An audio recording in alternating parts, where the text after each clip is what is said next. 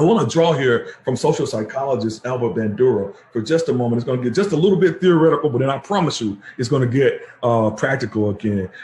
So self-efficacy has to do with our belief systems about our capacity to execute a particular task, right? And self-efficacy is different from self-esteem insofar as self-efficacy has to do with beliefs and cognition, and self-esteem has to do with affect, with our feelings, right? So according to the research, there's a discursive, there's a semiotic relationship between the two. There's certainly a connection between our feelings about our capacity to do a task, right? So I feel like I'm going to be able to write this essay, or I feel like I'm going to be able to write this paragraph, in comparison to I believe I can write this paragraph. And so what I want to suggest is, for some of our young people, they've started to believe the lies about their capacity to be successful in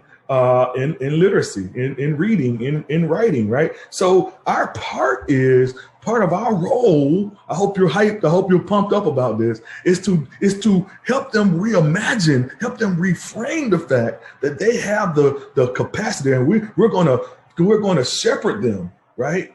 It is our job to move them into a place where they can be successful in that domain. What do I mean? So according to the research, we can help students build their belief systems, right, by the way we talk to them, right? My grandmother would say it's just speaking it into their lives, right? But Albert Bandura calls it verbal persuasion. What do I mean? So when students tell you, I can't write a paragraph, your response has to be to them, you are going to write a paragraph. I believe you can write a paragraph, and I need you to believe you're going to be able to write this paragraph. And so shepherding them after they write that topical sentence, right? Then our response has to be, you see, you've written that first sentence. Now let's come up with some supporting details, right? So that talk is essential. Now the talk is not going to be as profound if the students don't have a relationship with you.